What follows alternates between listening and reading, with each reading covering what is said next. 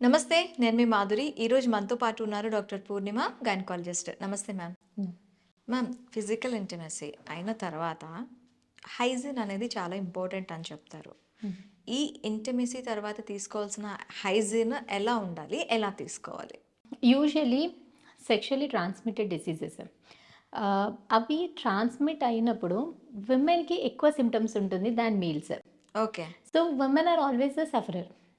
విమెన్‌కి ఏంటంటే మనం ఎప్పుడు కూడా విమెన్ కంప్లెయింట్స్ తోటి వస్తుంది. లైక్ దేర్ ఆర్ రెడ్‌నెస్ కానీ, ఇచ్చింగ్ గానీ, ఆర్ ఎల్స్ పెయిన్ గానీ, ఆర్ అల్సర్స్ ఆర్ బ్లిస్టర్స్ అని చెప్పేసి అలాంటి కంప్లెయింట్స్ యూజువల్‌గా ఉంటుంది. అండ్ విమెన్‌కి వస్తుంది. మనం విమెన్‌ని ట్రీట్ చేస్తాము. Hmm. Again they will participate in intercourse and then again మళ్ళీ రిపీటెడ్‌గా ఉంటుంది.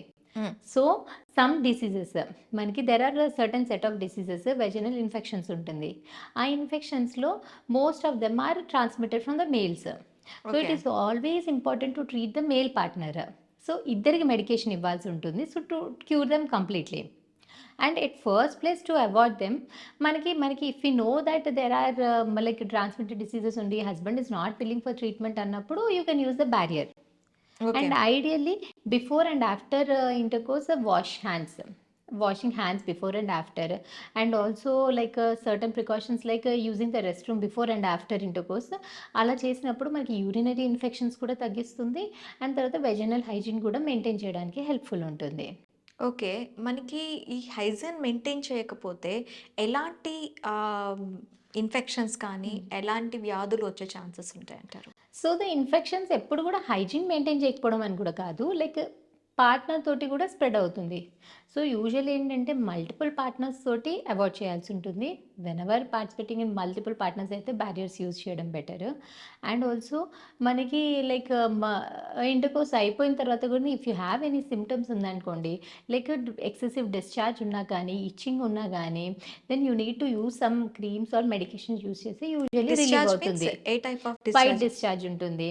వైట్ డిశ్చార్జ్‌లో గూడా if it is curdy white or associated with itching అంటే అది ఫంగల్ ఇన్ఫెక్షన్. హ్మ్. దానికి hmm. Vaginal tablets will be more helpful.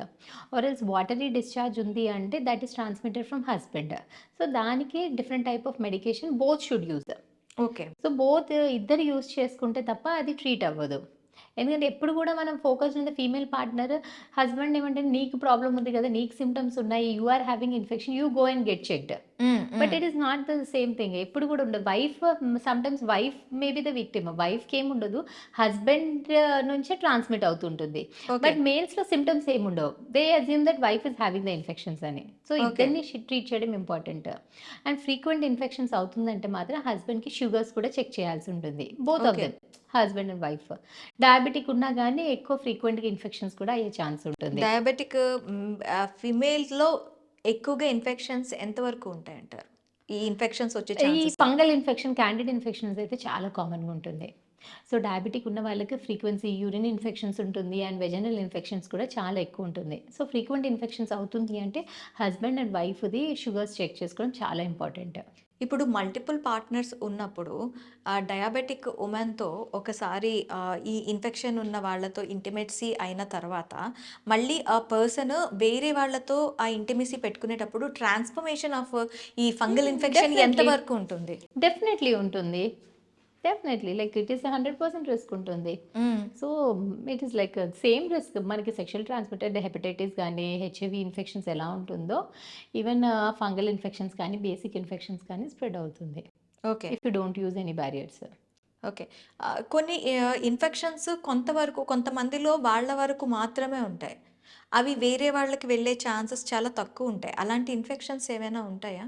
ఉంటాయి. Like అన్ని ఇన్ఫెక్షన్స్‌కి 100% transmission rate ఉండదు. And okay. Sometimes body self healing ఉంటుంది. ఇన్ఫెక్షన్ కాంటాక్ట్ అవుతుంది. But మన body immunity వల్ల గూడా బయట నుంచి ఆర్గానిజమ్స్‌ని డిస్ట్రాయ్ చేస్తుంది. Or else immediately after washing the vaginal area గాని చేసేస్తే గూడా ఇన్ఫెక్షన్ రిస్క్ అనేది కూడా తగ్గుతుంది. ఈ సెక్షువల్ ట్రాన్స్‌మిషన్ డిసీజెస్‌ని తగ్గించడానికి మెయిన్ ఆహ్, అంటే టూల్స్ ఏవంటారు? There is nothing that we can prevent it. Unless if you are having symptoms మనం antibiotics or antiviral agents use చేస్తే, యాంటీ ఫంగల్ యూజ్ చేస్తే they will be completely cured. Okay. Early diagnosis and early treatment and prompt treatment is important. అంటే most of them are cured. ఏం problem. Okay. Except HIV మనకి అన్నిటికి treatment ఉంది. Okay. Even HIV కూడా ఉంది. But not the long term permanent treatment లేదు. Permanent treatment లేదు. లేదు. కొంతవరకు మాత్రమే. ట్రీట్మెంట్ కొంతవరకు వైరల్ లోడ్ తగ్గించవచ్చు. అండ్ ఈవెన్ హెచ్ఐవి కపుల్స్ కూడా కన్సీవ్ అవ్వచ్చు, ప్రెగ్నెన్సీ ప్లాన్ చేయొచ్చు అండ్ కంప్లీట్‌గా సేఫ్‌గా ప్రెగ్నెన్సీ కూడా ప్లాన్ చేస్తున్నారు. మరి పిల్లలకి హెచ్ఐవి వచ్చే ఛాన్సెస్ సో, ఉండవా? వుమెన్‌కి మనకి ఆ వైరల్ లోడ్ తగ్గించడానికి డ్రగ్స్ యూజ్ చేస్తారు డ్యూరింగ్ ప్రెగ్నెన్సీ.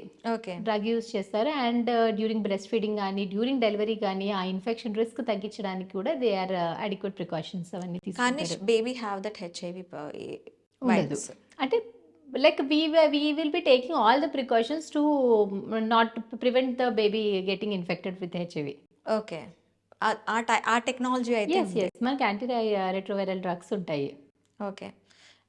ఇంకా ఎలాంటి వచ్చే ఛాన్సెస్ ఉంటాయి మ్యామ్ సెక్షువల్ ట్రాన్స్మిషన్స్కి సంబంధించి?